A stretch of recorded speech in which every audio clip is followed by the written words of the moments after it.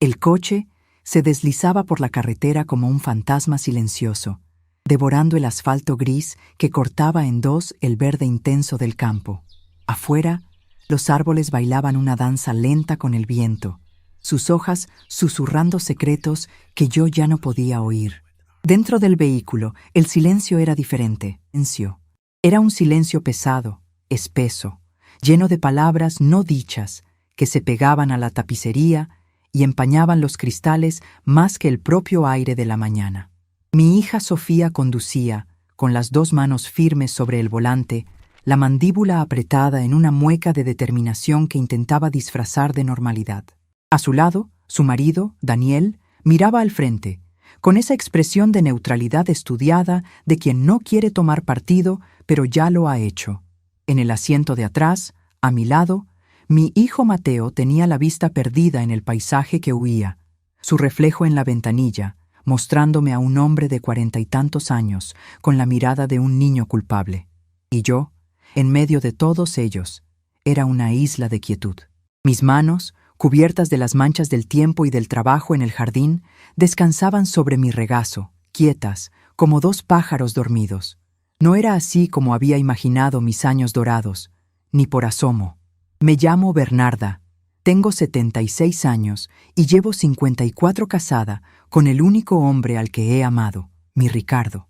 Juntos construimos una vida, no de ladrillos y cemento, sino de rutinas, de risas, de silencios compartidos y, sobre todo, de sacrificios. Sacrificios que, como las raíces de un roble, se hunden tan profundo que ya nadie los ve, pero sostienen todo el árbol. Nuestra casa de campo no era una mansión, ni mucho menos. Era una casita modesta, con paredes que habíamos pintado nosotros mismos, un porche de madera que Ricardo lijaba y barnizaba cada 2 primaveras, y un jardín. ¡Ay, mi jardín! Ese era mi reino. Allí, entre los rosales y las matas de tomate, yo había enterrado mis penas y cultivado mis alegrías.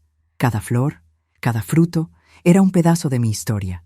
Y era en esa cocina, con el olor a leña y a mermelada cociéndose a fuego lento, donde me sentía más yo. Todo había empezado de forma sutil, como una mala hierba que asoma tímida entre las baldosas. Primero fueron las visitas de Sofía, cada vez más frecuentes, cada vez más inspectoras. Llegaba con su sonrisa brillante y sus ojos de halcón, que recorrían cada rincón de la casa buscando el polvo, el desorden, la prueba irrefutable de nuestra decadencia. «Mamá, esta escalera está muy empinada. Es un peligro para papá», decía, mientras Ricardo, sentado en su sillón orejero, el de toda la vida, la miraba con sus ojos nublados por el principio de una niebla que a veces le robaba los nombres y los ayeres. Él ya no era el roble fuerte que me había sostenido. Ahora era un árbol venerable al que yo cuidaba, regando sus raíces con amor y paciencia. «Bernarda, mi amor, ¿dónde pusimos las fotos de la boda?», me preguntaba a veces, y yo, con una caricia, le señalaba el álbum que siempre estaba en el mismo sitio. Daniel, el marido de mi hija, el yerno perfecto con su traje siempre impecable y sus palabras untadas en aceite, la apoyaba en todo. «Sofía tiene razón, suegra. La seguridad es lo primero. Una caída a su edad». Dejaba la frase en el aire, como una amenaza envuelta en papel de regalo. Mateo, mi hijo menor, el que siempre había sido más blando, más apegado a mí, se mantenía en un segundo plano. Asentía, bajaba la mirada, se rascaba la nuca. Su incomodidad era palpable, pero su silencio era un grito de complicidad. Yo los escuchaba a todos, sentada a la mesa de la cocina, con una taza de tila entre las manos. No discutía, no me defendía, solo observaba. Una vida entera cuidando de otros te enseña a leer el lenguaje de los gestos, de las pausas, de las miradas que se desvían. Y en sus ojos yo no veía preocupación, veía impaciencia, veía codicia, la casa. Ese era el verdadero centro de todo. Para ellos no era un hogar lleno de recuerdos, era un activo, una propiedad con potencial. La habían visto en sus sueños no como el refugio de sus padres, sino como una casa de fin de semana, un lugar para presumir con sus amigos de la ciudad, para hacer barbacoas en el jardín que yo había regado con el sudor de mi frente. Hablaban de reformas, de abrir espacios, de poner una piscina. Hablaban de borrar nuestras huellas, de arrancar las raíces del roble para poner en su lugar un tobogán de plástico. La estocada final llegó hace una semana, en una de esas reuniones familiares que se disfrazan de comida de domingo. Ricardo estaba echando su siesta, ajeno a la tormenta que se cernía sobre nosotros. Sofía, con una voz melosa que me erizó la piel, sacó un folleto de su bolso. Era un papel brillante, con fotos de ancianos sonrientes jugando a las cartas y paseando por jardines perfectamente podados. Residencia El Atardecer Dorado. Se leía en letras cursivas y doradas. ¡Qué ironía! El atardecer de nuestras vidas iba a ser dorado, pero no por el sol, sino por el brillo falso del latón. «Mamá, lo hemos pensado mucho», empezó Sofía, con el tono de quien anuncia una buena nueva. «Es lo mejor para ustedes. Aquí tendrán cuidados 24 horas, actividades, médicos. Papá estará atendido como un rey y tú podrás descansar. Te lo mereces». Descansar. La palabra sonó como un insulto. ¿Creían que cuidar de mi Ricardo era una carga? ¿Que mi jardín era un trabajo forzado? Cuidar del hombre que me había dado todo y cultivar la tierra que nos daba de comer era mi vida, mi propósito. No un peso del que necesitar descansar. «Ya hemos hablado con ellos», continuó Daniel, tomando el relevo. «Tienen una habitación doble preciosa para ustedes, y nos ocuparemos de todo. De la mudanza, de vender los muebles que no quieran». «¿Y la casa?», pregunté. Mi voz salió tranquila, casi un susurro. Fue la única pregunta que hice. Sofía me tomó la mano por encima de la mesa. Su piel era suave, sus uñas estaban perfectamente cuidadas. Las mías eran ásperas, con la tierra metida bajo las uñas, una tierra que nunca salía del todo. «No te preocupes por la casa, mamá. Nosotros nos encargaremos de ella. La cuidaremos como si fuera nuestra, para que no se deteriore, ¿entiendes? Será nuestro pequeño homenaje a todo lo que han construido». Mateo, por fin, levantó la vista del mantel. Sus ojos se encontraron con los míos por un segundo. Vi en ellos una súplica, una disculpa silenciosa que de nada servía. Luego, volvió a bajar la mirada, derrotado. Yo asentí, lentamente. No lloré, no grité.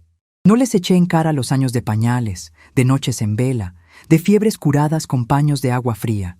No les recordé los estudios que pagamos con el sudor de Ricardo y la venta de mis mermeladas en el mercado del pueblo. No les dije que esa casa era el caparazón de nuestra vida y que sacarnos de allí era como dejar a dos viejas tortugas sin protección, bajo un sol abrasador. Simplemente asentí, y en mi silencio, ellos vieron la victoria. Vieron a una anciana senil, fácil de manejar, que se rendía a su lógica aplastante. No vieron a la mujer que, durante 76 años, había aprendido que las batallas más importantes no se ganan a gritos, sino con la paciencia de la araña que teje su tela en la oscuridad. El día de la partida fue hoy. Me dijeron que llevarían a Ricardo en una ambulancia más cómoda por la tarde. Que yo fuera primero con ellos para instalarme y preparar el terreno. Sabía que era una mentira para separarnos, para que yo no pudiera apoyarme en él ni él en mí, para quebrar nuestra resistencia uno a uno. Hice una pequeña maleta, ropa, mis útiles de aseo, un par de libros y una cosa más, una pequeña caja de madera de sándalo, tallada a mano, que Ricardo me había regalado en nuestro 10º aniversario. Dentro no había joyas ni dinero. Había algo mucho más valioso para mí, mis etiquetas. Cientos de pequeñas etiquetas de cartón, dibujadas y caligrafiadas por mi propia mano a lo largo de 40 años. Mermelada de higo y nuez, cosecha de 1985. Dulce de tomate, edición especial de la sequía, 1992. Conserva de pimientos asados al sarmiento, verano de 2003. Cada una era un pequeño poema, un diario de mis estaciones, el testimonio de mi trabajo silencioso. Sofía, al verme meter la caja en la bolsa, sonrió con condescendencia. «Ay, mamá, ¿y tus cositas? ¡Qué tierna!». No entendía nada. Nunca lo había hecho. Y ahora, aquí estábamos, en el coche, llegando a nuestro destino. Un edificio moderno, de ladrillo visto y grandes ventanales que parecían más de un hospital que de un hogar. El atardecer dorado. El nombre me provocó una náusea amarga. Sofía aparcó el coche en una plaza reservada para visitas. Qué curioso. Yo no era una visita. Iba a ser una prisionera. Me ayudaron a bajar. Mateo me ofreció su brazo, pero lo rechacé con un suave gesto. Podía caminar sola.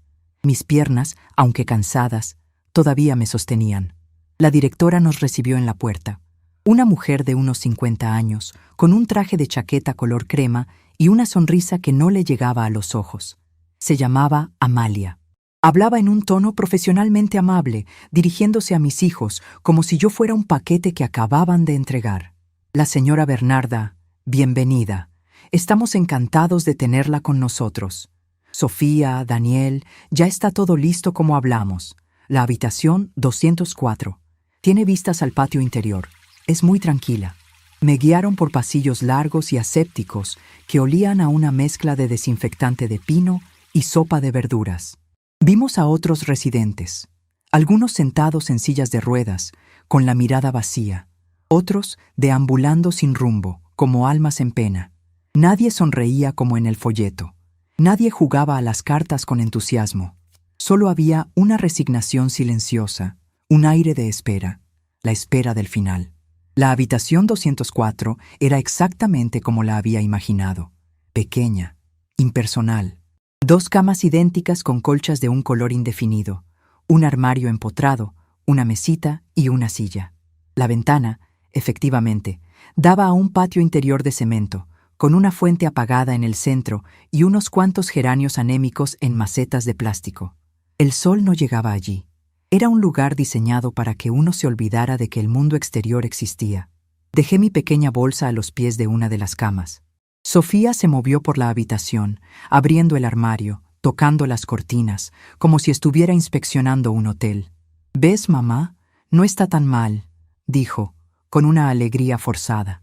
«Es limpio, seguro. Y mira, tienes tu propio baño, mucho mejor que en casa, con esas tuberías viejas». Me quedé de pie en el centro de la habitación, sin decir nada. Sentía el frío del suelo a través de las suelas de mis zapatos. Sentía el peso de las paredes oprimiéndome. Fue entonces cuando Sofía se acercó, me rodeó los hombros con un brazo y me apretó de una forma que pretendía ser cariñosa, pero que se sentía como el gesto de un carcelero. Me llevó hacia la ventana y señaló el patio de cemento. «Mamá, aquí es mejor para ti, y nosotros ya tomamos tu casa de campo». La frase cayó en el aire inmóvil de la habitación. No fue un desliz, no fue una indiscreción.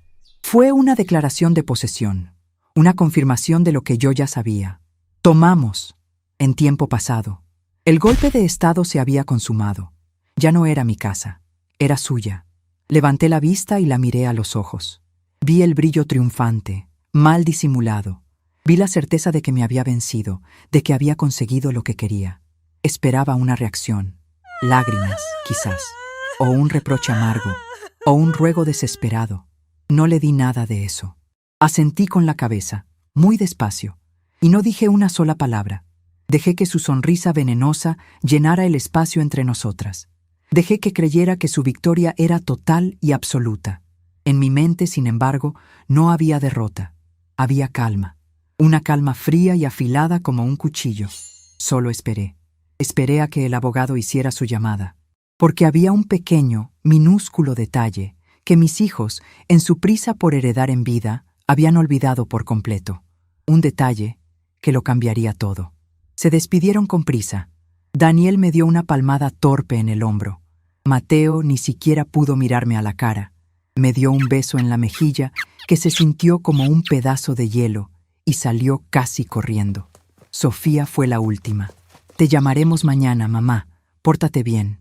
Y me guiñó un ojo, como si fuéramos cómplices de alguna travesura. La puerta se cerró con un clic suave, pero definitivo. El sonido de la llave girando en la cerradura desde fuera fue la confirmación final. Estaba encerrada, sola. El silencio que quedó no era como el del coche. Este era diferente.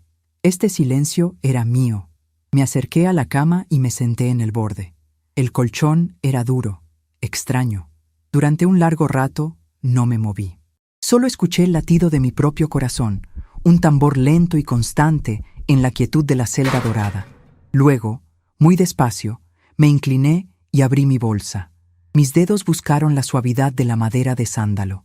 Saqué la caja de las etiquetas y la puse sobre mi regazo. No la abrí, solo la acaricié. Era mi ancla, mi conexión con todo lo que era, con todo lo que había construido y con el futuro que estaba a punto de desatarse. Afuera, en el pasillo, oí el carrito de la cena empezar su ronda. El olor a puré de patatas industrial llegó hasta mi puerta. Pero yo no tenía hambre. Tenía un plan y la paciencia de una santa. La puerta se había cerrado, sí, pero ellos no sabían que me habían encerrado con mi mejor arma, el tiempo y la verdad. Las horas que siguieron al cierre de esa puerta se estiraron como una masa pegajosa, lentas y sin forma. La primera noche en el atardecer dorado fue una lección de humildad y una clase magistral de sonidos. Aprendí a distinguir el carraspeo seco del hombre de la habitación de al lado, un tosido de papel de lija que parecía no tener fin, del llanto ahogado y nocturno de una mujer al fondo del pasillo, un lamento tan fino como un hilo de seda. Aprendí que las enfermeras de la noche caminaban con zapatos de suela de goma que chirriaban contra el linóleo pulido, un sonido de ratones laboriosos en la oscuridad, y aprendí que el silencio, el verdadero silencio de mi campo, con sus grillos y el susurro del viento en los robles, era un lujo que ya no podía permitirme. Aquí, el silencio era solo la pausa entre un quejido y el siguiente. La cena llegó en una bandeja de plástico con compartimentos, como las que usaban para los niños en el colegio. Una sopa de fideos que sabía al agua en que los habían cocido, un puré de patatas de un color grisáceo y una loncha de jamón cocido tan pálida y triste que parecía haber renunciado a la vida mucho antes de llegar a mi plato. Comí despacio, metódicamente, sin pensar en el sabor. Era combustible, nada más. Un auxiliar joven, con cara de cansancio y una coleta que se balanceaba con cada uno de sus pasos, vino a retirar la bandeja. Me sonrió, una sonrisa genuina que fue como un sorbo de agua fresca en un desierto. ¿Todo bien, señora Bernarda? ¿Necesita algo para el dolor?, preguntó, con una amabilidad que no era parte de su guión. Negué con la cabeza. No, hija, gracias. El dolor que yo tengo no se quita con pastillas. Ella asintió, como si entendiera perfectamente, aunque era demasiado joven para saber de qué clase de dolor hablaba yo. Antes de irse, se detuvo en el umbral. Mañana por la mañana viene el médico para la revisión de ingreso. Y su esposo llega a mediodía, ¿verdad? Asentí. Sí, mi Ricardo. Solo decir su nombre me devolvió un poco de calor al cuerpo. Le prepararemos la otra cama. Que descansen. No dormí mucho. Me senté en la silla junto a la ventana, mirando la oscuridad del patio de cemento. La fuente seguía apagada, un esqueleto de cemento en la penumbra. Abrí mi caja de sándalo. El aroma a madera vieja y a papel me transportó por un instante a mi cocina, al sol de la tarde entrando por la ventana, al zumbido de las abejas en las lavandas. Saqué un puñado de etiquetas, las más antiguas. Mermelada de ciruela Claudia, 1978. La mejor cosecha en 10 años. Recordaba ese verano. Sofía era una niña de coletas rubias que corría descalza por el jardín, robando las ciruelas directamente del árbol, con la boca siempre manchada de jugo morado. ¿En qué momento esa niña se había convertido en la mujer de ojos fríos que me había encerrado aquí? El amor, a veces, se parece a la leche. Si no lo cuidas, se agria. Y el de mis hijos se había agriado hasta convertirse en un vinagre que me quemaba el alma. Pero la pena no servía de nada. La pena era un sillón cómodo en el que te podías sentar a esperar la muerte. Y yo no pensaba esperar sentada. Guardé mis etiquetas, mi ejército de papel y me metí en esa cama dura y extraña, obligándome a descansar. La batalla de verdad empezaba mañana. A la mañana siguiente, todo fue una rutina cronometrada. El desayuno, avena insípida y café aguado. La visita del médico, un hombre joven con más prisa que preguntas, que me auscultó el pecho por encima de la ropa y declaró que mis pulmones estaban razonablemente bien para mi edad. Y luego la espera, la larga y tensa espera. Me senté de nuevo en la silla junto a la ventana, con mi caja sobre el regazo, acariciando la madera. Cada minuto era una gota de agua cayendo sobre una piedra. Esperaba a Ricardo y esperaba el momento oportuno. Poco después del mediodía, los oí llegar. el sonido inconfundible de una camilla con ruedas por el pasillo. Me levanté y abrí la puerta antes de que llamaran. 2 celadores, corpulentos y con uniformes blancos, maniobraban para meter la camilla en la habitación. Y allí estaba él, mi Ricardo, tumbado, con una manta fina cubriéndole hasta el pecho, los ojos muy abiertos, mirando el techo blanco con una expresión de desconcierto infantil. Su pelo, antes tan negro y espeso, era ahora una nube de algodón blanco que enmarcaba un rostro surcado de arrugas nobles. «Bernarda, mi amor», susurró al verme, y su voz, aunque frágil, fue la música más hermosa que había oído en 2 días. «¿Qué es este sitio? ¿Nos hemos equivocado de hotel?». Me acerqué y le tomé la mano. Su piel era fina como el papel de cebolla, pero su agarre todavía tenía un eco de la fuerza que un día tuvo. «No te preocupes, cariño. Es un sitio nuevo, para que descansemos un poco». Los celadores lo pasaron a la cama con una eficiencia impersonal. Uno de ellos me entregó una bolsa de tela con sus cosas, un pijama, sus zapatillas, su neceser y el viejo libro de poemas de Machado que leía cada noche desde hacía 40 años. Se fueron tan rápido como habían llegado, dejándonos solos en el silencio de la habitación. Ricardo se incorporó un poco, apoyándose en los codos. Sus ojos, nublados por esa niebla que a veces le visitaba, recorrieron la habitación impersonal. La colcha de color indefinido, el armario de melamina, la ventana que daba a la nada. «Esto no me gusta, Bernarda. No hay sol. ¿Dónde está tu jardín? Quiero oler tus rosales». Se le llenaron los ojos de lágrimas, unas lágrimas de confusión que me partieron el corazón en 1000 pedazos. Me senté en el borde de su cama y le sequé las mejillas con el pulgar. «Shh, tranquilo, mi vida. El jardín está bien. Todo está bien. Ahora tienes que descansar. Ha sido un viaje largo, pero nuestra casa», insistió, y su voz se quebró. «¿Por qué no estamos en nuestra casa?». Le acaricié el pelo. «Porque nuestros hijos pensaron que esto era lo mejor. A veces los hijos se equivocan, Ricardo, pero lo arreglaremos. Te lo prometo. Tú y yo, juntos, como siempre». Él se calmó un poco. Mi voz era su ancla en el mar confuso de su memoria. Se recostó, todavía agarrado a mi mano. Al cabo de un rato, sus párpados se cerraron y su respiración se hizo más profunda y regular. Se había quedado dormido, agotado por el viaje y la confusión. Verlo allí, tan vulnerable, tan fuera de su elemento, tan lejos de su sillón orejero y del calor de nuestra chimenea, avivó el fuego frío de mi determinación. Esto no era por mí, era por él, por su dignidad, por el derecho a vivir el final de sus días en el único lugar del mundo que él todavía reconocía como su hogar. Mi oportunidad llegó por la tarde. Sonó el teléfono móvil que Sofía me había dejado, un aparato moderno que yo apenas sabía usar. «Para emergencias, mamá», me había dicho.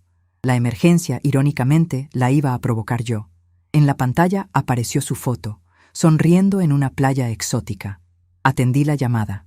«Mamá, ¿cómo estás?». «¿Papá ya llegó?». Su voz sonaba enérgica, alegre, el sonido de la victoria. «Hola, hija. Sí, estoy bien. Tu padre ha llegado. Está durmiendo ahora». Mantuve mi voz neutra, cansada, el papel de la anciana dócil. «Qué bien. ¿Ves cómo todo se arregla? En un par de días estarán completamente adaptados. ¿La comida qué tal?». «Diferente», respondí. Hubo una pausa. Podía oír ruidos de fondo en su lado de la línea. El martilleo de un clavo. Risas. «¿Qué es ese ruido, Sofía?», pregunté, como quien no quiere la cosa. «Ah, nada, mamá. Estamos aquí en la casa, empezando a organizar un poco. Daniel está colgando un cuadro nuevo en el salón. Y hemos traído a unos amigos para que vean el sitio. Están enamorados del jardín. Dicen que con una pequeña piscina aquí detrás quedaría espectacular». Cada palabra era una palada de tierra sobre mi tumba. Pero yo no estaba muerta. «La piscina», repetí en un susurro. «Tus rosales, Sofía, los que planté cuando naciste. ¿Te acordarás de regarlos?». Se rió, una risa corta, un poco impaciente. «Ay, mamá, siempre con tus plantas. No te preocupes, mujer. Ya veremos qué hacemos con todo eso. Ahora tenemos que pensar en lo práctico, en modernizar. Mateo y su mujer, Laura, están midiendo la cocina. Quieren tirar el tabique y hacer un espacio abierto con el comedor. Va a quedar precioso, ya verás. Mi cocina, mi santuario, el lugar donde mis manos habían amasado pan, limpiado verduras y creado cientos de frascos de mermelada. Un espacio abierto, como mi corazón en ese momento, abierto en canal. Entiendo, dije. Y era verdad. Entendía perfectamente. Entendía la prisa, la codicia, la falta absoluta de respeto por nuestra historia. Hija, solo te pido una cosa. Dime, mamá, lo que sea. Su tono era condescendiente, el de quien concede un último deseo a un condenado. El número del abogado, de nuestro abogado de siempre, señor Méndez. Lo tenía apuntado en mi agenda, pero con la mudanza se me ha traspapelado. Quería preguntarle una cosa del testamento, una tontería, para quedarme tranquila. El silencio al otro lado fue denso. Pude casi oír las ruedas de su cerebro girando, calculando. Una anciana senil queriendo hablar de testamentos era una variable que no había considerado. ¿El testamento, mamá? Pero si eso ya está todo arreglado. Lo dejamos todo bien atado hace años, ¿no te acuerdas? Había un filo de nerviosismo en su voz. Sí, claro, hija, pero una es vieja y le dan vueltas las cosas en la cabeza. Por favor, solo quiero el número para quedarme en paz. Usé el tono más lastimero y frágil del que fui capaz. Suspiró, vencida. Está bien, mamá, está bien. No te alteres, te lo paso por un mensaje ahora mismo. Pero no le des la lata al pobre hombre con tus manías, ¿eh? No, hija, gracias. Bueno, te dejo que están aquí los chicos con el metro. Un beso, y dale otro a papá. Colgó. Un minuto después, el teléfono vibró. Un mensaje con un nombre y un número de teléfono. Señor Méndez. Lo tenía. La pieza clave. Esperé una hora en la que Ricardo durmió, y yo me limité a observar el polvo que bailaba en el único rayo de luz pálida que se colaba por la ventana. Necesitaba que mi llamada no fuera la siguiente a la de Sofía. Necesitaba que pareciera una casualidad. Me levanté con cuidado de no despertar a Ricardo. Salí de la habitación y caminé por el pasillo. Al final, junto a la sala común donde unos ancianos miraban un concurso en la televisión sin parpadear, había un teléfono público de monedas. Era perfecto. Nadie podría rastrear la llamada hasta mi habitación. Metí la mano en el bolsillo de mi cardigan y saqué las pocas monedas que siempre guardaba para emergencias. Marqué el número con el dedo tembloroso, no por los nervios, sino por la artritis. El teléfono sonó 3 veces. Despacho de Abogados Méndez, dígame. Una voz joven, de secretaria. Buenos días. Quisiera hablar con el señor Ramiro Méndez, por favor. Soy Bernarda Castillo. Un momento, por favor. La espera fue corta. Bernarda, qué alegría oírla. ¿Cómo está usted? ¿Y Ricardo? Hace tiempo que no sé nada de ustedes.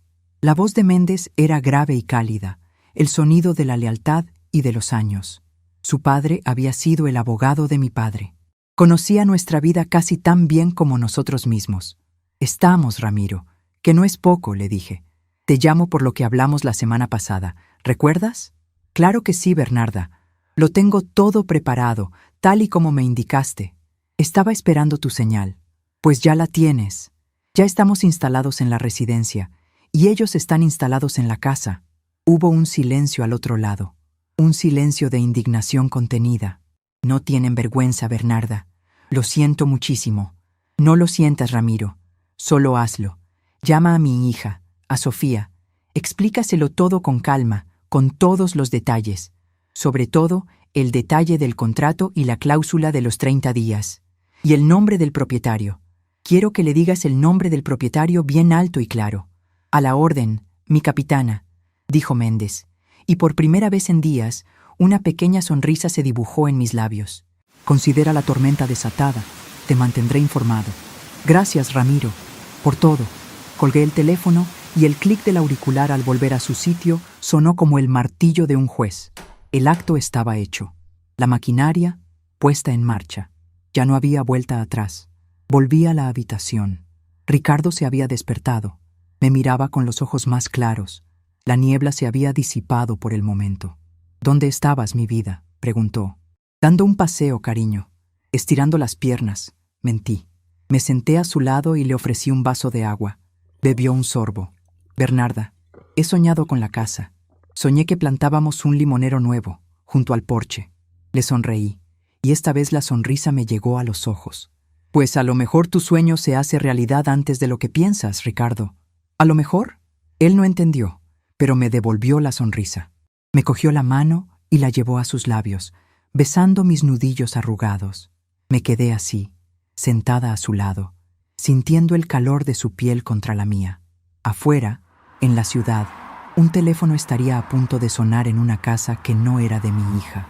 Un abogado estaría a punto de pronunciar unas palabras que harían que el mundo de Sofía, tan perfectamente planificado, se resquebrajara desde los cimientos. Yo no oiría los gritos ni vería las caras de pánico, pero podía imaginármelo, y esa imagen, lo confieso, me dio una paz inmensa. Habían olvidado un pequeño detalle, un detalle llamado Don Eladio, el dueño de la finca, el mejor amigo de Ricardo desde la infancia, que nos había alquilado la casa hacía 50 años por un precio simbólico con una sola condición: que viviéramos en ella y la cuidáramos hasta el último de nuestros días. Un alquiler vitalicio, un pacto de caballeros que Ramiro, por petición mía, había puesto en papel sellado hacía 10 años. El papel que mis hijos nunca se habían molestado en buscar. Estaban demasiado ocupados midiendo el espacio para su piscina. El eco de mi propia voz en el auricular del teléfono público me acompañó de vuelta por el pasillo. Era un eco hueco, metálico, el sonido de una piedra arrojada a un pozo muy hondo. Sabía que la piedra tardaría un poco en tocar el agua, pero el chapoteo, cuando llegara, sería monumental. Al volver a la habitación 204, encontré a Ricardo exactamente como lo había dejado, con los ojos fijos en mí, una pregunta silenciosa flotando en su mirada clara. Esa lucidez suya era un regalo. Breves claros de sol en un día nublado que yo atesoraba con la desesperación de un náufrago. «He soñado con la casa», me repitió, como si temiera que no le hubiera oído la primera vez. «Soñé que plantábamos un limonero nuevo junto al porche». Le sonreí, una sonrisa que esta vez no tuve que fabricar. Nació de un lugar profundo, un rincón del alma que la amargura no había conseguido alcanzar. Pues a lo mejor tu sueño se hace realidad antes de lo que piensas, Ricardo. A lo mejor. No me pidió explicaciones. Una de las crueldades de su enfermedad era que le robaba la capacidad de seguir el hilo de un pensamiento complejo, pero una de sus bendiciones era que le había devuelto una fe casi infantil en mis palabras. Si yo decía que algo era posible, para él lo era. Me cogió la mano y la besó, un gesto tan arraigado en el lenguaje de nuestro matrimonio como el buenos días o el buenas noches. Su piel era un mapa de nuestra vida en común, y la mía, el paisaje que ese mapa describía. Me quedé sentada a su lado, en el borde de esa cama extraña, sintiendo el calor de su aliento en mis nudillos, y por un momento, solo por un momento, el olor a desinfectante y a sopa hervida se desvaneció, y pude casi oler la tierra húmeda y la promesa de los limones. La tarde se deslizó sin incidentes. Un auxiliar vino a tomarnos la atención. La mía estaba sorprendentemente baja, la de Ricardo, un poco alta. «Es la desorientación», dijo la muchacha con una eficiencia aprendida. «Es normal los primeros días». Nos trajeron la merienda, un vaso de leche tibia y 2 galletas María, las mismas que le daba a Mateo de pequeño cuando se caía y se raspaba las rodillas. ¡Qué ironía! Ahora me las daban a mí para consolarme por la herida que él mismo me había ayudado a infligir. La cena fue una repetición de la tristeza del día anterior. Una crema de verduras de un color verde militar y un poco de pescado blanco cocido, tan insípido que podría haber sido cartón. Comí en silencio, ayudando a Ricardo a cortar su porción en trozos pequeños. Él comía con la lentitud de un hombre que ha perdido el apetito por la vida. Sus ojos vagaban por la habitación, buscando un punto de anclaje, algo familiar en ese mar de beige y melamina. No lo encontró. Después de la cena, lo ayudé a ponerse el pijama y lo arropé en la cama. «Léeme algo, Bernarda», me pidió, su voz un susurro en la penumbra. «Léeme a Machado, el de la Fuente». Saqué el viejo libro de su bolsa. Las páginas estaban amarillentas y suaves al tacto, gastadas por décadas de caricias de nuestros pulgares. Lo abrí por un poema que sabíamos de memoria, pero que necesitábamos oír una y otra vez. La fuente de piedra vertía su eterno cantar en la tarde de piedra. Mi voz, baja y un poco ronca, llenó la pequeña habitación. Mientras leía, mi mente no estaba en los versos, sino en el teléfono silencioso que Sofía me había dejado sobre la mesita. La piedra seguía cayendo. ¿Cuán profundo sería el pozo? Ricardo se durmió a mitad de un verso, su respiración haciéndose profunda y tranquila. Cerré el libro y me quedé a oscuras, escuchando los sonidos de la noche del asilo. El carraspeo, el lamento lejano, el chirrido de las suelas de goma. Pensé en Sofía. La recordé de niña, en una tarde de tormenta de verano. Los truenos la aterrorizaban. Se escondía debajo de la mesa de la cocina, abrazada a mis piernas, temblando como una hoja.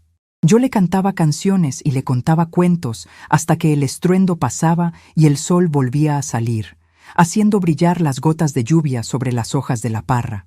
¿Quién le cantaría ahora cuando estallara la tormenta que yo había provocado? Se había hecho tan fuerte, tan invulnerable, que había olvidado lo que era tener miedo. Quizás necesitaba recordarlo. A la mañana siguiente, la quietud tensa continuaba. El desayuno, la visita de la enfermera, la rutina impersonal. El teléfono seguía mudo. La ausencia de noticias era casi peor que una mala noticia. Empecé a dudar. ¿Habría llamado Ramiro? ¿Le habría pasado algo? Quizás Sofía, en su arrogancia, simplemente había ignorado la llamada, considerándola el delirio de un viejo abogado. La incertidumbre empezó a roerme por dentro. Miraba a Ricardo, que estaba sentado en la silla junto a la ventana, intentando hacer un crucigrama, frunciendo el ceño y mordiendo el lápiz. Hacía años que no terminaba ninguno, pero el ritual lo calmaba. No podía permitir que mi ansiedad lo alterara.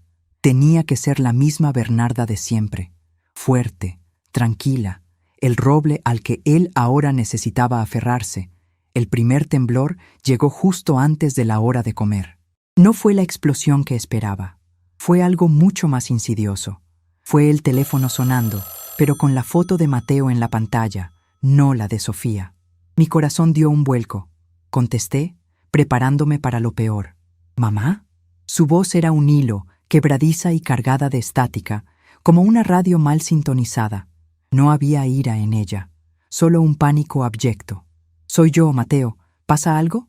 Mi tono fue deliberadamente neutro. «Mamá, ha llamado el abogado. El señor Méndez». Hizo una pausa, como si necesitara tomar aire para pronunciar las siguientes palabras. «Ha llamado a Sofía. Yo estaba allí. Estábamos decidiendo el color para las paredes del porche». La banalidad de ese detalle, en medio del cataclismo, era casi cómica. «¿Y bien?», pregunté, aunque ya sabía la respuesta. «Mamá, ¿es verdad? ¿Lo de la casa? ¿Que no es nuestra? ¿Que es de don Eladio?» La incredulidad en su voz era genuina. Él, a diferencia de Sofía, nunca se había molestado en los detalles. Había seguido la corriente, disfrutando de los beneficios sin hacer preguntas. La ignorancia había sido su coartada moral. «La casa nunca ha sido vuestra, hijo. Siempre ha sido nuestro hogar. Y sí, la propiedad es de don Eladio. Ricardo y él hicieron un trato hace más de 50 años. Un pacto sellado con un apretón de manos y ratificado ante notario hace 10. Viviríamos en ella y la cuidaríamos mientras uno de los dos siguiera con vida, a cambio de un alquiler simbólico que siempre hemos pagado religiosamente». Se hizo un largo silencio al otro lado. Podía oír su respiración agitada. «Sofía está como loca, mamá. No te puedes imaginar. Ha roto un jarrón. Le ha gritado a Daniel. Me ha gritado a mí. Dice que la has engañado, que la has humillado delante de sus amigos, que esto es una venganza cruel y retorcida». «No es una venganza, Mateo. Es la verdad. Algo con lo que tu hermana parece tener muy poca familiaridad últimamente. Pero, ¿por qué no nos lo dijiste? ¿Por qué nos dejaste hacer todo esto?» Su voz se rompió en un sollozo infantil, y en esa pregunta lo entendí todo. No estaba destrozado por lo que me habían hecho a mí. Estaba aterrorizado por las consecuencias para él, por el ridículo, por la ira de su hermana, por la pérdida de la casa de campo con la que ya soñaba. Mi paciencia, un pozo que yo creía sin fondo, de repente se secó. «¿Que por qué no os lo dije, Mateo? ¿Acaso me preguntasteis?» Alguno de los dos se sentó a mi lado y me preguntó: «Mamá, ¿qué quieres tú?» «No. Llegasteis con vuestros folletos brillantes y vuestros planes hechos. Me tratasteis como a un mueble viejo que hay que trasladar de una habitación a otra, un estorbo en vuestro camino hacia la casa con piscina. Me visteis como a una vieja tonta y senil, y yo decidí actuar como tal. A veces, la mejor manera de ganar una guerra es dejar que tu enemigo crea que ya la ha ganado. Mamá, yo lo siento, balbuceó. Sabía que no estaba bien, te lo juro. Lo sentía aquí dentro. El sentimiento no sirve de nada si no va acompañado de una acción, hijo. Te quedaste callado, miraste para otro lado, y el silencio, en momentos así, es una elección, es complicidad. Ahora, si me disculpas, tu padre necesita ayuda con su comida. No le di tiempo a responder. Corté la llamada. Me temblaban las manos. Me apoyé en la pared, respirando hondo. No sentí ninguna satisfacción, solo un vacío inmenso y helado. El hijo que había acunado en mis brazos se había convertido en un extraño que me llamaba para pedirme perdón por su propia cobardía. La explosión real llegó 2 horas después. No llamaron a la puerta. La puerta se abrió de golpe, chocando contra el tope de goma con una violencia que hizo que Ricardo, que dormitaba en su cama, se sobresaltara. Eran Sofía y Daniel. Entraron en la habitación como un vendaval. La cara de mi hija era una máscara de furia. Sus ojos, normalmente fríos y calculadores, lanzaban chispas.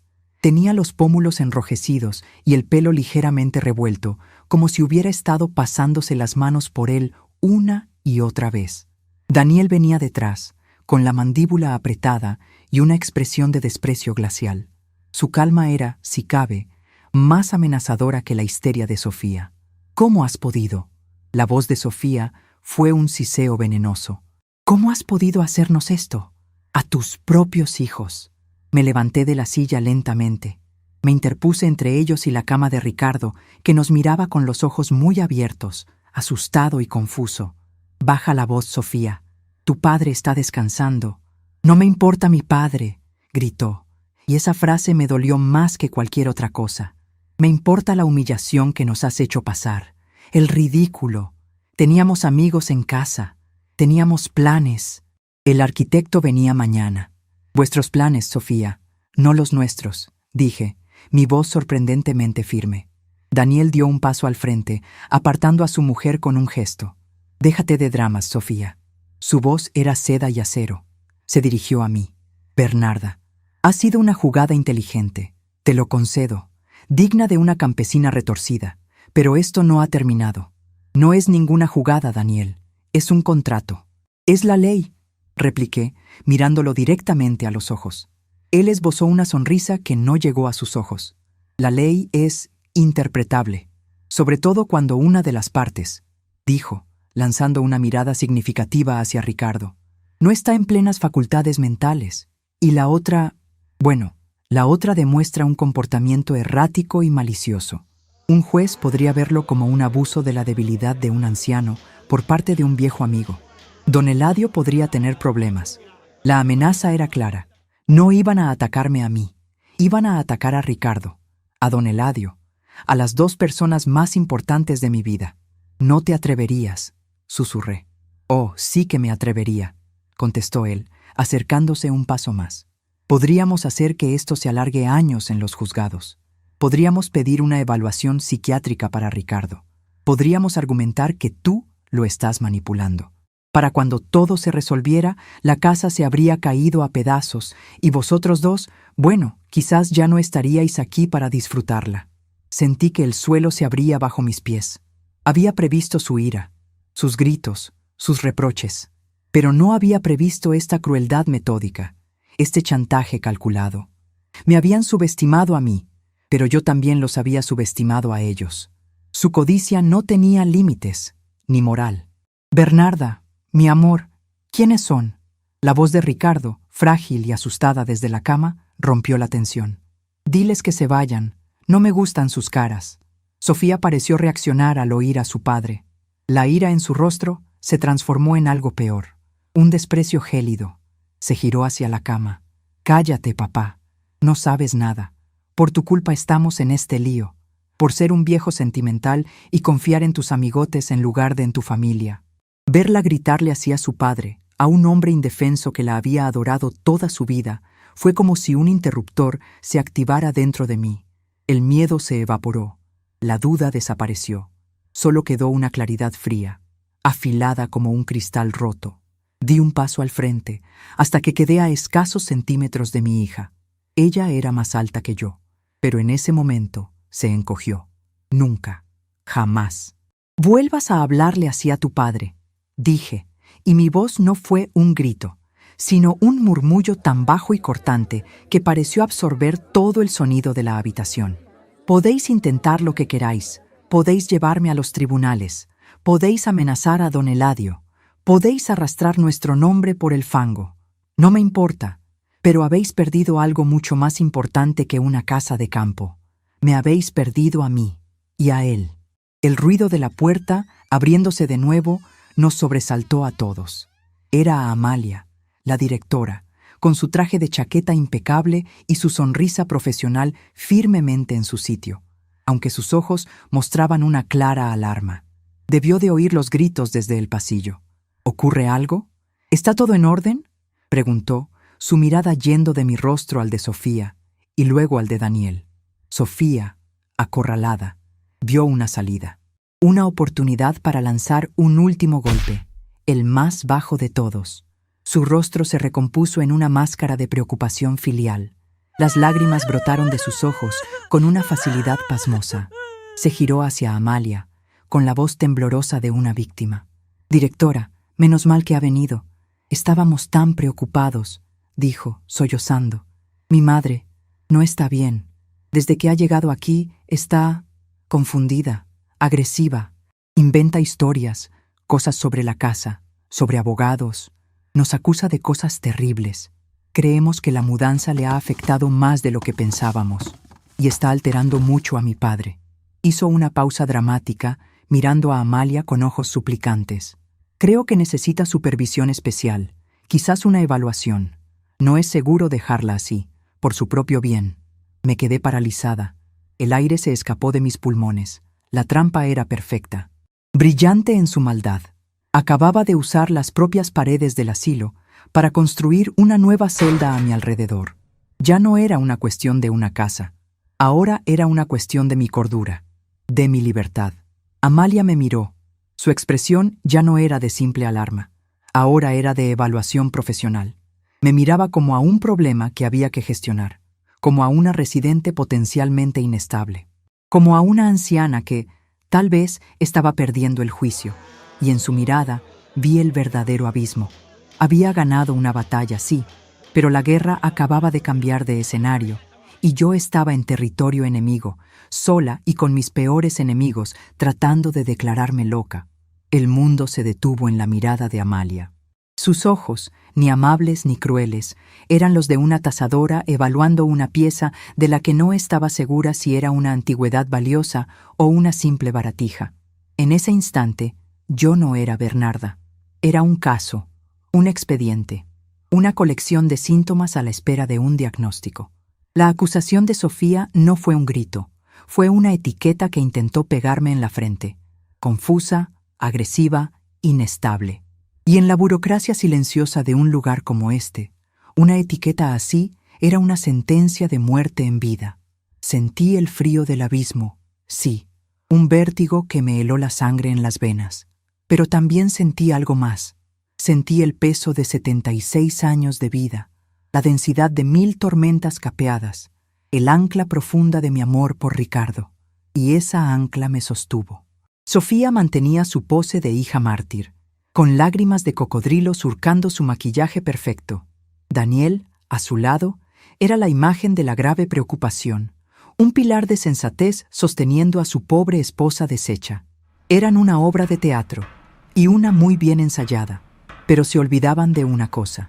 Yo había pasado toda mi vida en el campo. Sé reconocer a los depredadores cuando los veo, incluso cuando visten con piel de cordero. Di un paso, muy lento, muy deliberado, hacia Amalia. No me acerqué demasiado. No quería parecer una amenaza.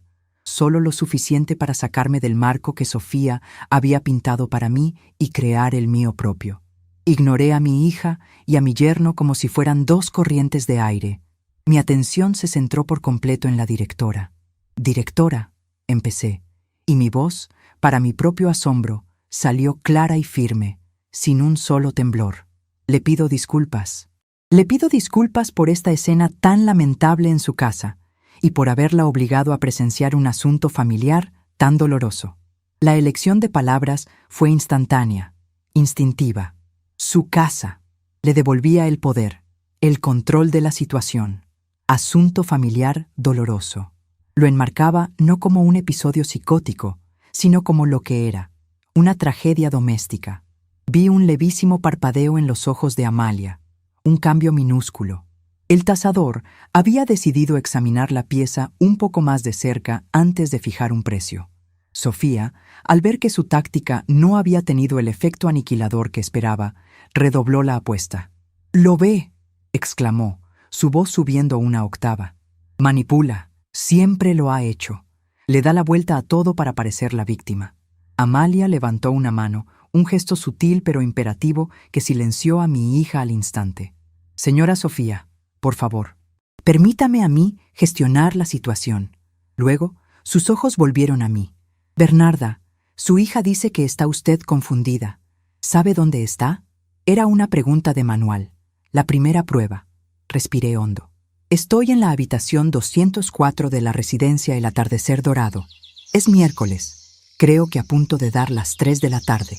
Y estoy aquí porque mis hijos decidieron que mi esposo y yo ya no podíamos cuidar de nosotros mismos en nuestra casa de campo». Respondí con calma, sin inflexiones, como si estuviera recitando la lista de la compra. La precisión de mi respuesta pareció descolocar a Daniel. Dio un paso al frente. «Directora, con todo el respeto, la memoria a corto plazo no es el problema. Son los delirios, las fijaciones. Esta historia del abogado, de la casa, es una fantasía que ha construido para no aceptar la realidad. Es un mecanismo de defensa, nos lo explicó un psicólogo. Mentira. Una mentira tan grande y tan burda que casi me hizo sonreír. Pero no sonreí. Mantuve mi expresión serena, la de una mujer que escucha pacientemente las tonterías de unos niños malcriados. «No es una fantasía, Daniel», dije, mi voz todavía baja y tranquila. «Es un hecho legal. Pero entiendo que para ustedes sea más fácil pensar que estoy loca a aceptar que han cometido un error muy, muy grande». Me giré de nuevo hacia Amalia. «Directora, ¿puedo mostrarle algo? Creo que ayudará a aclarar las cosas. O, al menos, le ayudará a decidir si la mujer que tiene delante es una anciana senil o simplemente una madre que ha sido subestimada». Amalia vaciló un segundo. Su trabajo era mantener el orden, no arbitrar disputas familiares. Pero mi calma, mi lenguaje, mi negativa a entrar en el juego de los gritos, había despertado su curiosidad profesional. Asintió una sola vez. Caminé hacia mi lado de la habitación. Mis movimientos eran lentos, no por la edad, sino por la intención. Cada gesto era una declaración. Me arrodillé con un poco de esfuerzo y abrí mi bolsa de viaje. Mis manos no temblaron cuando buscaron la caja de sándalo. La saqué y la sostuve con ambas manos, como si fuera un objeto sagrado, y para mí lo era. Me levanté y me acerqué a la pequeña mesa que había entre las dos camas. Puse la caja encima y la abrí. El aroma familiar a madera, papel y tiempo llenó el aire estéril de la habitación. Un perfume de mi verdadera vida en ese lugar sin memoria. «Mi hija dice que invento historias», dije, sin mirar a Sofía, siempre dirigiéndome a Amalia. «Y quizás tenga razón. Toda mi vida he contado historias, pero no con palabras, con esto». Metí la mano en la caja y saqué un puñado de pequeñas etiquetas de cartón, atadas en pequeños fajos con un cordel fino. Las esparcí sobre la mesa.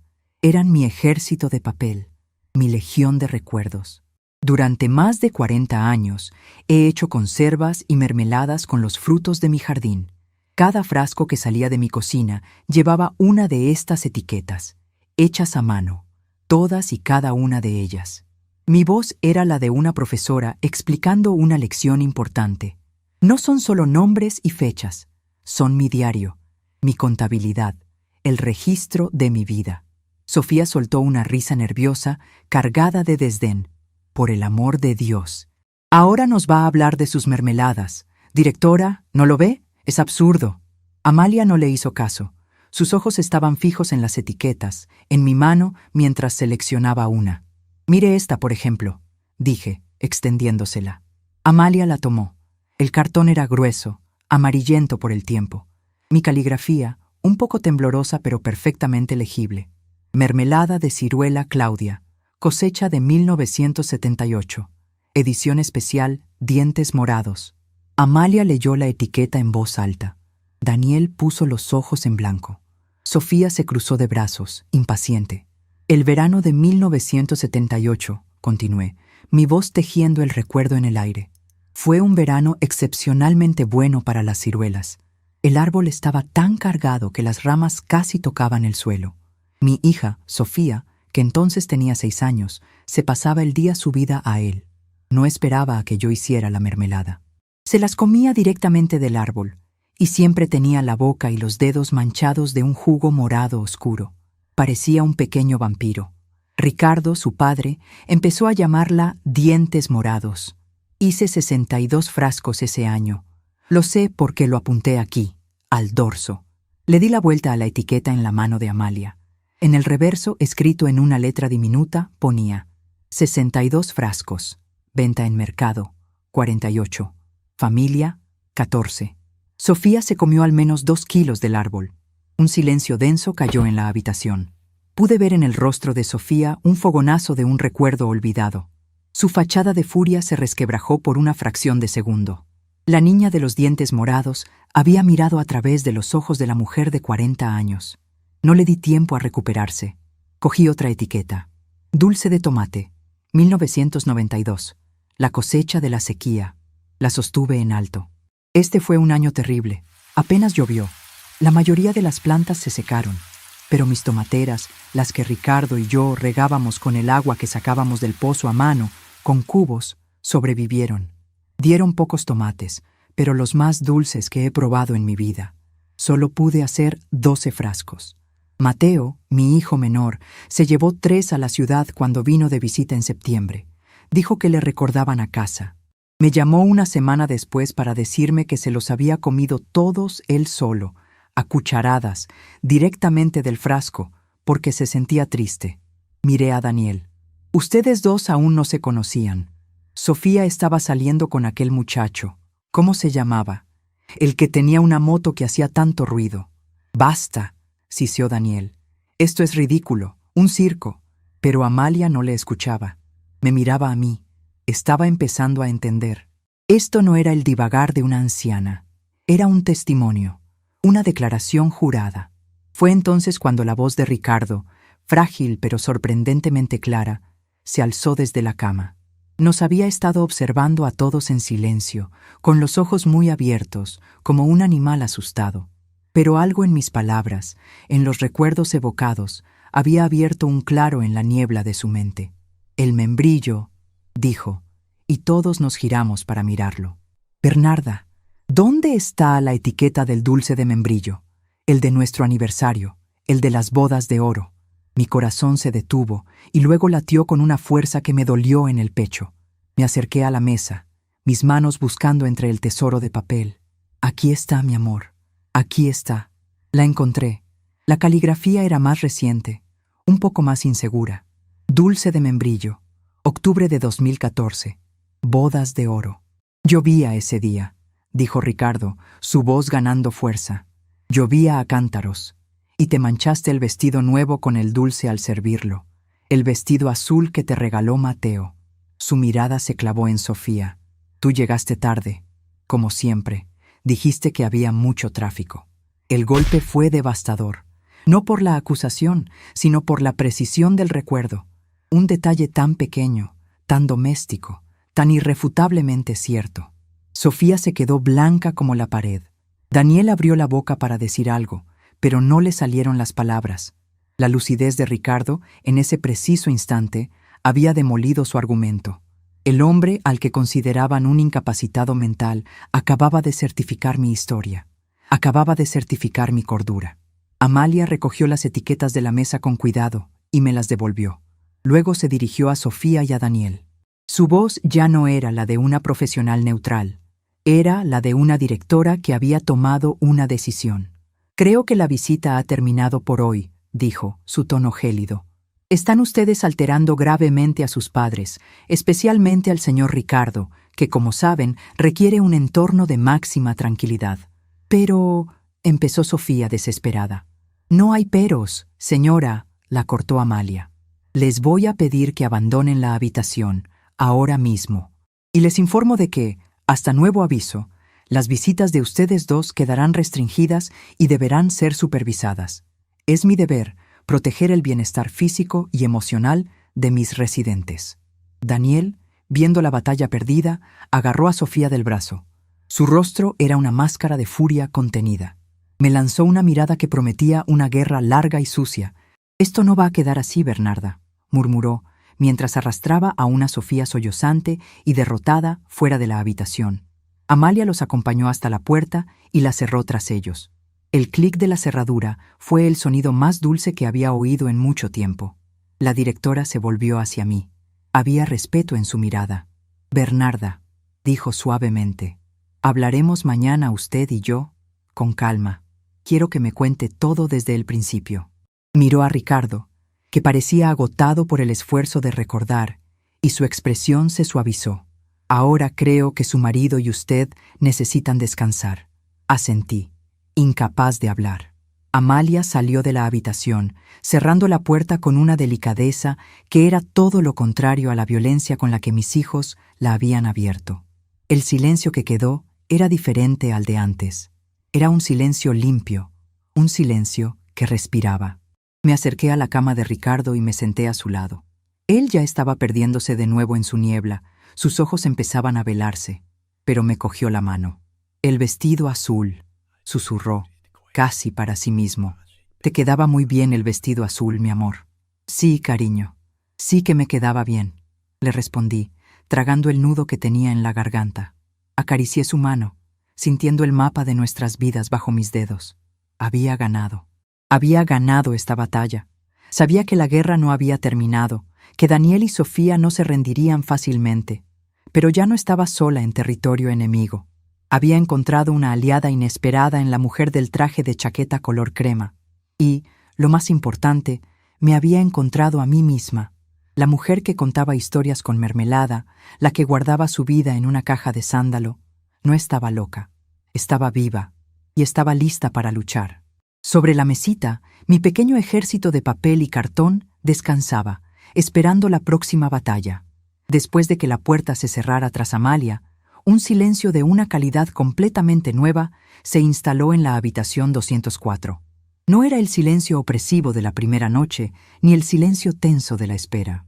Era un silencio como el que sigue a una gran tormenta de verano, cuando el aire está limpio y lavado, y cada hoja de árbol gotea con el recuerdo de la lluvia. Me senté en el borde de la cama de Ricardo, mi cuerpo de repente pesado, como si el peso de la batalla que acababa de librar se hubiera asentado por fin en mis huesos. Él me seguía sujetando la mano, pero su mirada ya se había vuelto distante. La conexión brillante que habíamos compartido se desvanecía de nuevo en su niebla privada. «El vestido azul», susurró una última vez, y luego sus párpados se cerraron. El regalo de su lucidez había sido tan fugaz como el destello de un relámpago, pero había iluminado el campo de batalla lo suficiente para que yo encontrara mi camino. Me quedé así, a su lado, durante un largo rato, sintiendo cómo el ritmo de su respiración se acompasaba con el latido de mi propio corazón. Miré la pequeña mesa, donde mi ejército de etiquetas de cartón yacía en un desorden ordenado. Parecían conchas arrastradas a la orilla por una marea violenta. Recogí una a una, con el cuidado de quien recoge piezas de un tesoro, y las volví a guardar en su santuario de madera de sándalo. Ya no eran un arma. Volvían a ser lo que siempre habían sido, mi vida, destilada en tinta y papel. La tarde transcurrió en una paz casi irreal. La auxiliar que vino a traer la merienda me miró con una nueva curiosidad, casi con respeto. La noticia, o al menos el eco de los gritos, debía de haberse extendido por los pasillos como la pólvora. No hizo preguntas, pero su sonrisa fue más cálida y me dejó una galleta extra en el plato. Pequeños gestos. El mundo está hecho de pequeños gestos. A la mañana siguiente, tal como había prometido, Amalia me mandó llamar. La directora quiere verla en su despacho, Bernarda, me dijo una enfermera con amabilidad. Le pedí que se quedara con Ricardo, que estaba tranquilo, mirando por la ventana ese patio de cemento que, con suerte, no tendríamos que ver por mucho más tiempo.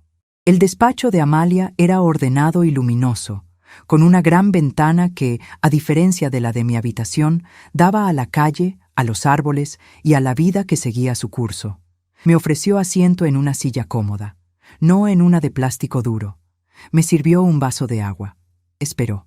«Cuéntemelo todo, Bernarda», dijo, su voz desprovista de la formalidad profesional del día anterior. Desde el principio. Y yo se lo conté. Le hablé de nuestra casita, de mi jardín, del roble que Ricardo y yo veíamos desde la ventana de la cocina. Le hablé de la niebla que a veces envolvía a mi marido y de la promesa que me hice a mí misma de ser su faro hasta el final. Le conté cómo empezaron las visitas de Sofía, sus miradas de inspectora, sus comentarios sobre nuestra decadencia. Le describí la comida del domingo, el folleto brillante de El atardecer dorado, la sonrisa de mi hija al decirme que ellos se harían cargo de la casa. Y le conté la llamada que le pedí hacer a Ramiro Méndez, el abogado de nuestra familia, desde que yo era una niña. No omití nada, ni siquiera la vergüenza que sentí al tener que recurrir a una artimaña para defender lo que era mío por derecho de amor, sino de propiedad. Cuando terminé, Amalia se quedó en silencio un largo rato, mirando por la ventana. Sus dedos jugueteaban con un bolígrafo sobre su escritorio. «Mi abuela», dijo de repente, su voz un poco más baja. Hacía encaje de bolillos. Tenía las manos llenas de artritis, nudosas como las raíces de un olivo. Mi padre, su hijo, siempre le decía que lo dejara, que se estaba haciendo daño. Quería comprarle una butaca cómoda para que viera la televisión. Un día, cuando ya estaba muy mayor, fuimos a visitarla y la encontramos llorando en silencio en su taller. Mi padre le preguntó qué le pasaba, si le dolían las manos, y ella le respondió: «Me duele el alma, hijo. Me queréis tanto que me estáis quitando la vida». Amalia se giró y me miró, y en sus ojos vi una comprensión tan profunda que me hizo sentir que no estaba sola. Ella no quería descansar, Bernarda. Quería seguir haciendo lo que daba sentido a sus días, aunque le costara. Su encaje eran sus etiquetas. «Entiendo perfectamente lo que ha hecho usted. ¿Y por qué lo ha hecho?». Se acercó al teléfono de su escritorio. «Voy a llamar a su abogado. Le daré mi número directo. Coordinaremos todo para que usted y su marido puedan volver a casa lo antes posible. Y redactaré un informe sobre el altercado de ayer. Un informe que dejará muy clara la situación de acoso emocional a la que han sido sometidos. Si sus hijos vuelven a intentar algo, legalmente, tendrán muy poco a lo que agarrarse». Hizo una pausa. «Y por supuesto, no se les cobrará nada por su estancia aquí. Consideren esto una casa de paso, un refugio temporal». Las lágrimas que no había derramado en días de humillación y de lucha brotaron entonces. Lágrimas de gratitud, lágrimas de alivio. Amalia se levantó, rodeó el escritorio y me puso una mano en el hombro. Un gesto firme, de solidaridad. Esa misma tarde recibí una llamada de Ramiro. Su voz sonaba exultante. «Bernarda, mi capitana, misión cumplida. Hablé con la directora. Una mujer de hierro, por cierto. Y tengo noticias del frente enemigo». Me contó que Daniel, en un último acto de arrogancia, había llamado a don Eladio para amenazarlo con acciones legales, acusándolo de aprovecharse de un anciano senil. Don Eladio, que tenía 80 años pero el carácter de un toro de lidia, se había reído en su cara. Les había dicho que el contrato era más sólido que la torre de la iglesia y que si volvían a molestarlo, el que los demandaría sería él por difamación. «Están acorralados, Bernarda», concluyó Ramiro. «Les he enviado una notificación formal. Tienen 30 días para desalojar la propiedad y dejarla en el mismo estado en que la encontraron». Sofía intentó llamarme, gritando. No le cogí el teléfono.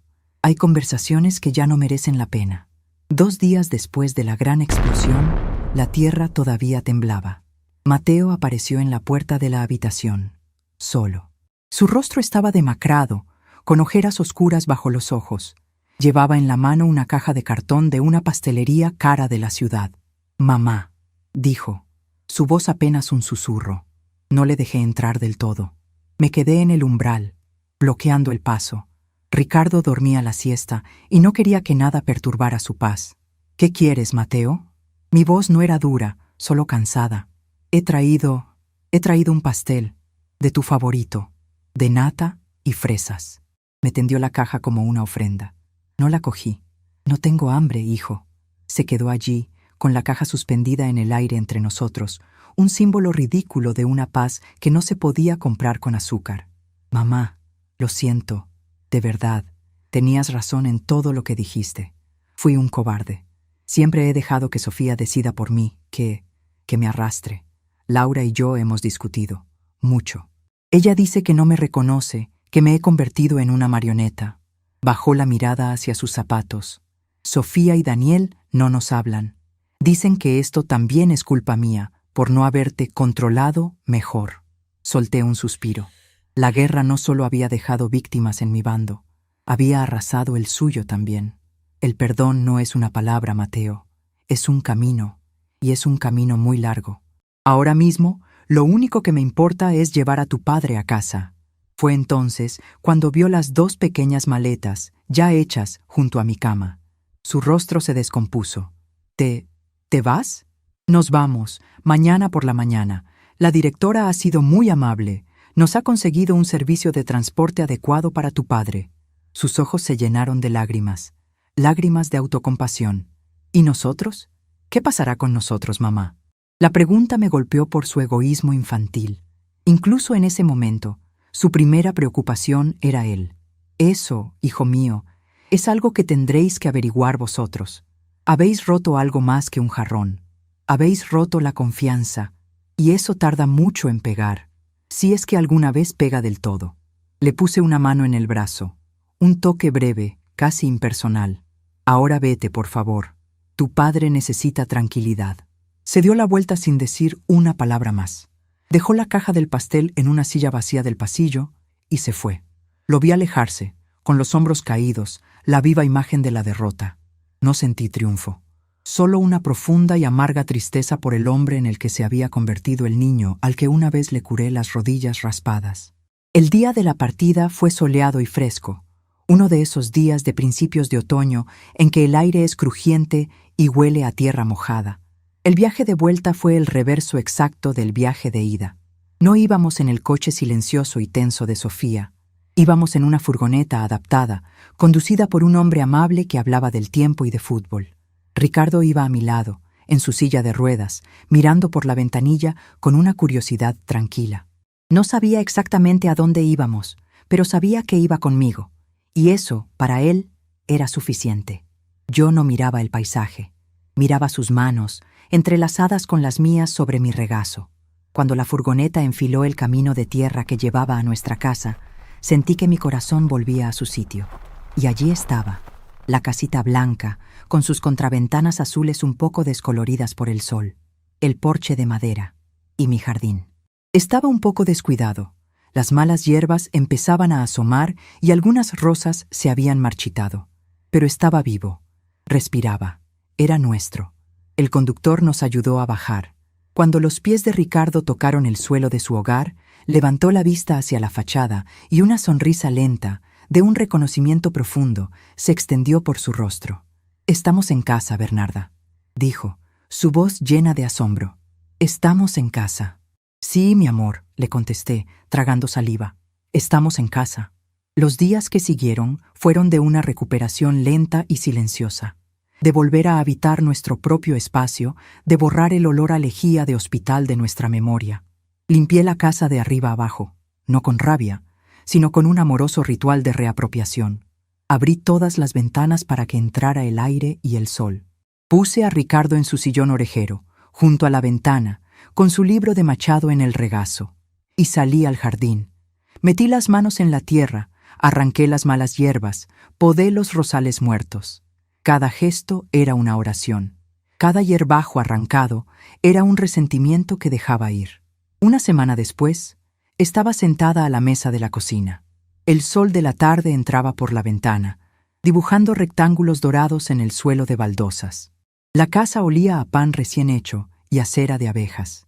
Ricardo dormitaba plácidamente en su sillón. Sobre la mesa, abierta, estaba mi caja de sándalo, pero no estaba mirando las etiquetas antiguas. A mi lado tenía una pequeña pila de cartones nuevos, un tintero y mi vieja pluma. Estaba creando una nueva etiqueta. No era para una mermelada de frutos ya cosechados, era para una promesa. En el centro, con mi mejor caligrafía, la que reservaba para las ocasiones especiales, escribí: mermelada de limón, cosecha del año que viene.